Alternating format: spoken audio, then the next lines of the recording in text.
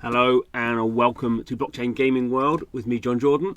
Just a warning, this is going to be a very complex video about graphs and numbers. So if you don't like graphs and numbers, don't listen.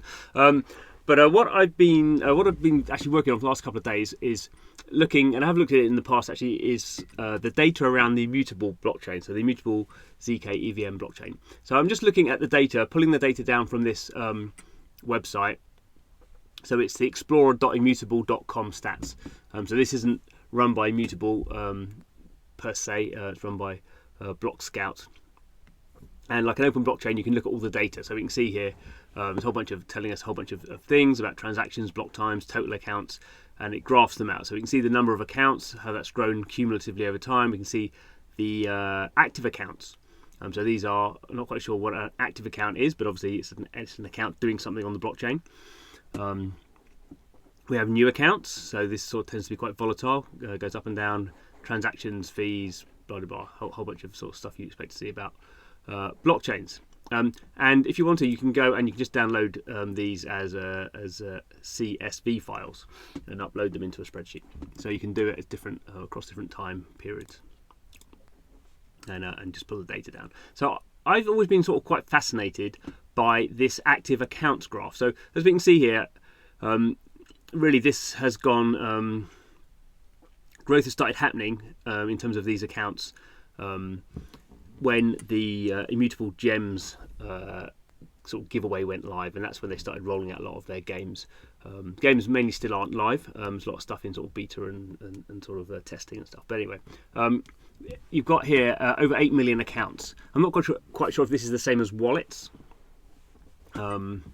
Wallets and accounts may mean something different, so just to be sort of wary of that. But anyway, if we assume they're roughly somehow connected, we have sort of 8 million accounts. Immutable have said there's been 3 million passport wallets created. But this is interesting. The number of active accounts obviously has gone up from sort of nothing. It's peaked at about 340,000. But it's never gone higher. So there's a sort of, while the number of accounts always goes up, obviously, because it's cumulative. So you always, once you create an account, that's can't be taken away. The number of active accounts has sort of plateaued, and the number of active accounts compared to the number of accounts is obviously sort of percentage-wise is going down quite a lot, because there's always more accounts being created, and the active accounts haven't gone over, say, 350,000. And we can see here there's new accounts coming in every day. We assume, of course, that every new account is going to be an active account. You can sort of see some of the, when these peaks happen, they're sort of reflected here. So this day here we had 335,000 accounts added, and we had 340,000 active accounts. So we can see, every new account added is an active account, and then there's obviously some of these older accounts are obviously active as well. But I would sort of expect at some point, well, I'm sure it will happen in future. I'm sure as more of these accounts are created, this number sort of must go up. But it's interesting that at the moment it's sort of plateaued. It's sort of been volatile up and down, but it's not really showing an upward trend. I mean, maybe a very slight upward trend. So what did I do? Well, I pulled this data down and fiddled around with it in various ways. So I'll sort of take you through the way I thought about this to begin with. So here is a graph of, this is actually a log graph. So this is just showing that same data on one graph. So here we have the new accounts in yellow. So we saw every day there's new accounts. There's sort of periods of time where it's sort of the data's lost. But anyway, basically every day there's new accounts being made. Every day there's a bunch of active accounts. Obviously active accounts are always higher than new accounts. Sometimes they're sort of roughly the same, but there's always new accounts and there's always old accounts, and that creates you your active accounts. And then there's cumulative accounts, which is the number going up. So that's sort of our basic graph there. And so we have these sort of numbers, and it should be fairly well. We know how many active accounts there are. We know how many new accounts there are. So we know sort of what the gap between active and new accounts are, and we can think about that as that gap is the retention of old accounts. So when we think, certainly in the free-to-play mobile industry, they talk a lot about retention rates. And retention rates are basically, if 100 people download your game on Monday, how many are going to play it on Tuesday. And if 50 of those 100, you'd say you have a day one retention of 50%, because 50% of those people came back in. And then on Wednesday, if 25 people played the game, you'd have a day two retention of 50%, and you sort of keep going on and on, and you build up these massive cohorts of what's happening. Obviously, in free-to-play mobile, you can have sort of someone could download the game and then not play it for a month. That's pretty unlikely. Normally, retention curves go down, because even if one or two people sort of come back in, normally the retention, basically if someone sort of stops playing the game, then they either uninstall it or it just sort of sits there on their phone, not being played. They don't suddenly go, oh yeah, there's a game I played a year ago, go back and play that. I mean, obviously it does happen for a few people, but the majority of people it doesn't happen for. So blockchain is a little bit different, because you may create a wallet and use it to play a game, and then that game sort of shuts down its closed beta, and then you might start playing again when the game goes live. So there can be more of a re-engagement of old wallets in blockchain, because they are, you can think of them to a degree as bank accounts. They're not exactly the same as bank accounts, clearly, but there's a different sort of, the retention rate of a bank account isn't 100%, but it's pretty close to 100%. If you've got money in there, you're gonna come and get the money out eventually. So that's what we're looking to sort of model here. And so I fiddled around with a few things here. You can see some numbers. So what to begin with, I just sort of thought the easiest way to model this sort of stuff is you basically choose a day one retention rate. So that's how many people you get your downloads, how many do you keep in the first day. And then very crudely, you could then assume for the rest of the time you have another retention rate. So for this number here, for this sort of column here, I've chose a day one retention rate of 10%, so 90%. So 100 people download the game, or make it, in this case, create a wallet, and only 10 come back. So 90%, 90 of those people are lost. But of those 10 people, their retention rate from then on is 99%. So this is obviously these are crude models, but you can sort of fiddle around with these, and obviously you're taking the numbers of the new wallets, and then you're just putting them into this formula. And then you can obviously do some different things. You can do day one 15, so a slightly better retention rate on day one, but 98% say on day two, etc. And then 70%, 85%. So I did a few of these sort of things. Right, so let's look at a graph and sort of see what happens. So we have this. This is the black line here. These are these new wallets. So the wallets that are created every day.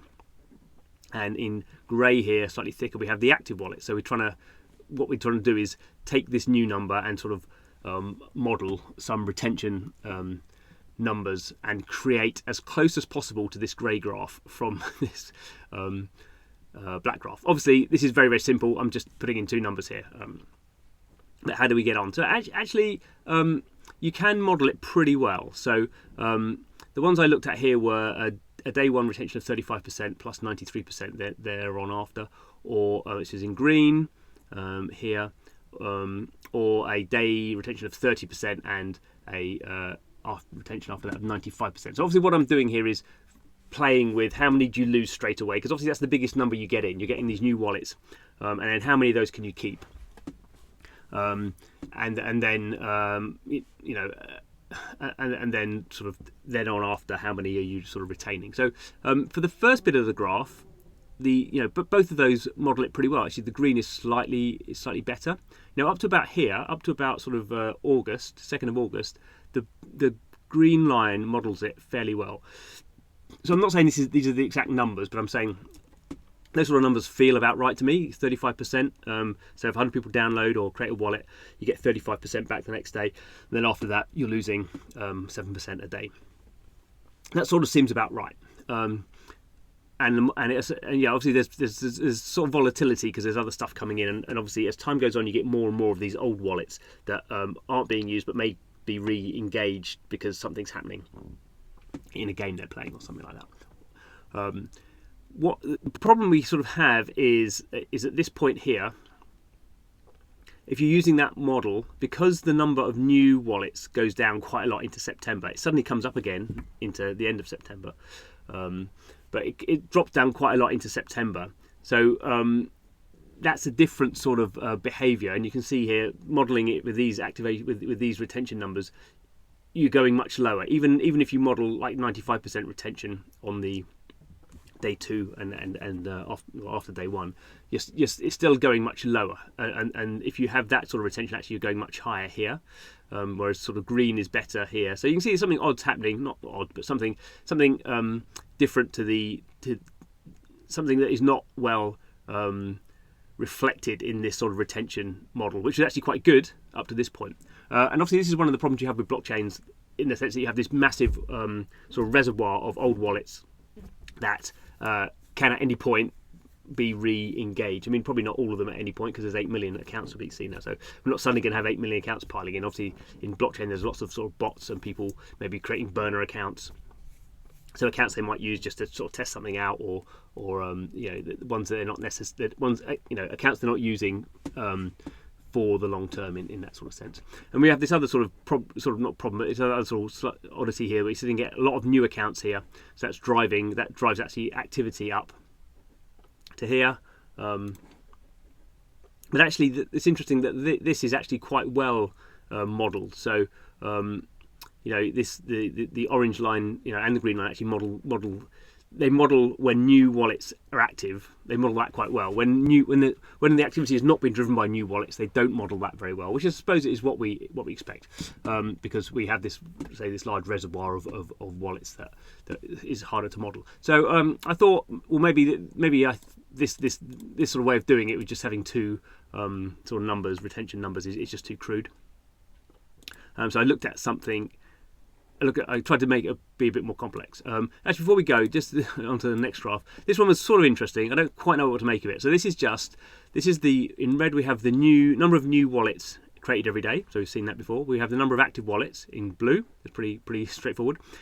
And if we just times the number of new wallets by 3, which seems totally random, we actually, on certain days, model the active wallets or accounts very well. I have no idea what that means. It could just be sort of some weird artifact. If it was just like for one day or one period, it's a bit odd though. That I don't quite know what that means, but just something I've noticed. So I mentioned it. Okay. So how could we make our model more complex? Well, obviously we could just have more data points. So what I've done here is obviously exactly the same data, but I've taken we have day 0. So effectively, this is someone creating a new wallet. So this is our new wallet metrics, and then we have day 1, day 2, day 3, so I've gone all the way to day 30, and then had one called day n. So day 31, day 32, day 33, just modelled in that. So in a sense, again, this is a more complex model of the one we had before, where we just had 2 data points, and so we can get a bit more sort of nuance around. There's going to be probably at the beginning you have a much higher. Much lower retention, because people are just sort of have to say these burner wallets or whatever, but actually what happens is it doesn't really actually, the first few days matter the most, clearly, because that's when you have the most new wallets being created, and whatever percentage you're losing there, you sort of those are being lost, so it doesn't really matter what the retention rate is after sort of day 3, day 4, day 5, just in the mathematical modelling, because you're losing so many. You've got these big numbers, and you're sort of losing a lot of them straight away. The other thing I modelled here is this DN number. So this is modelling all those old wallets that aren't active. So I just very sort of simply called these lost wallets, the difference between the cumulative wallets and the active wallets. So obviously this number gets very big very quickly. And then you have some number here of wallets that haven't been active in 30 days. Effectively, what you're modelling there. If wallets are active in 30 days, you're modelling it here. If wallets haven't been active for 30 days, you're modelling them with this is crude, but otherwise you end up with a massive long graph in which you're going to day 1,000, and you're having to build it all out, which obviously there's easier ways of doing it mathematically. You wouldn't do it in a spreadsheet if you didn't like this. Anyway, this is our basic model. If everything's set at 100%, this is what happens. So everyone's sort of retained, because obviously that's sort of what you'd expect, and it roughly comes out. It's not quite, because you're modelling it again, so it comes out slightly high because of the way that the maths works out. Anyway,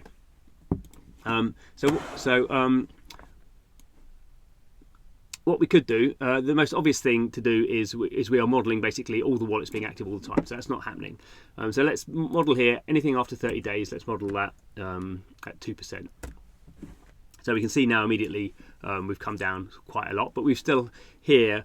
This is showing us what happens if every wallet is retained fully for 30 days. We have this, much bigger number. So clearly that's not what's going to happen. And basically you can fiddle around with it. So I've actually put some numbers up here so I know what's happening. So I'm going to change these to 7. So I'm going to start sort of throwing away users at day 6, at day 5, at day 4, at day 3. And at day 2. So suddenly I've sort of thrown away quite a lot of users here, and we see the graph sort of coming down. So remember we're trying to effectively, we're using maths to look at these new wallets and try and model them, the shape of that graph to the shape of this graph. And actually we can see suddenly it's not obviously exactly lined up, but the shape's not that bad. Obviously, again, we have this big drop here, which we saw in the previous, when I was previously modelling it, with this sort of big drop off here, because we know there's a low level of new wallets being created here, and so it's hard to drive this this level of activity here. So that must be happening from old wallets being re-engaged. So if we wanted to be very sort of clever, we could maybe have 2 columns here of old wallets and really old wallets and vary that. I've spent too much time on this already, so I'm not going to do that. But clearly, actually, our first model was actually not bad. So all I've done here is I've set everything else at 100. So anything over day 7 and over, I've set to basically everything's retained. I have a sort of a sort of twiddle number here for what the retention is on the old ones. So obviously I can fiddle around with that. If I wanted to, I could go a bit lower and pull these things down. Stick to 2. But the biggest number really driving this is day 1. So how many you throw away straight away, because that's when you're getting most of the wallets in. So really, how many of them you throw away is really the key thing. So my actual first model was actually pretty good, and I shouldn't have wasted time doing this other model. But there we go, I did it. So I've got 40% here. So let's put 40% in. And there we go. This actually models it sort of pretty well. So we're a bit under at the beginning when there's loads of new ones coming in, but we go a bit too high when some of these new wallets come in. I mean, obviously you can spend forever fiddling around. That's 35 is a bit better on the peaks, but you lose a little bit on the you're a bit too under on some of these. But yeah, 35 is pretty good. And actually, because I think we have this one here, put up to 2.5, that goes probably too high, and you could maybe get that down to 30. I'm not so bothered. But actually, what was done there? Actually, this model is actually pretty good. So adding this sort of reservoir of modelling this old reservoir of wallets that aren't being used but can be used. Again, we're still too high. We don't model everything very well. So we're modelling this bit well. We're over modelling these new wallets coming in. So we're assuming too high a sort of retention because they haven't driven the active wallets really high. There's this sort of same activity as here, and you've had all these new wallets over this period of time. These are all new wallets that have been added, but still you're sort of driving the same activity as you were in July, even though you've added a million wallets or something. So that's what's shown by here, but it's actually not too bad, and it's much better.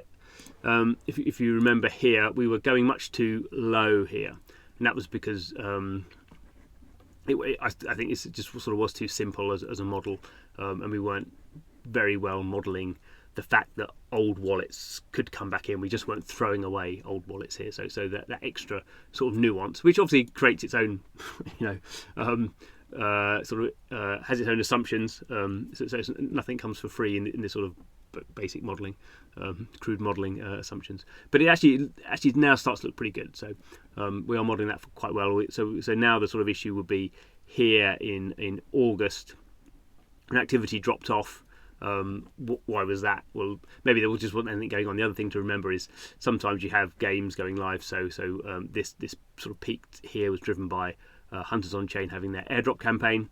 I'm not quite sure what's going on now. There are quite a few more games on Immutable ZK EVM in general. I don't think there's any one big game. I mean, Space Nation's just gone live into open beta.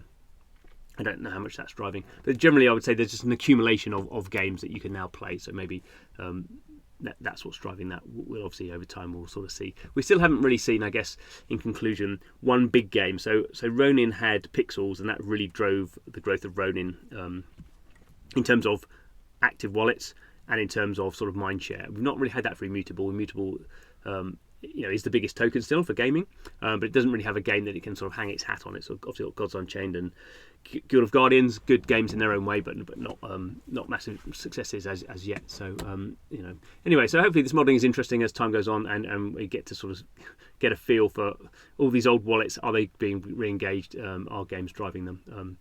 But I guess a bit of a mathematical project for me. I don't know if anyone else is interested. If you are, leave me a comment. But thanks for watching. See you again soon.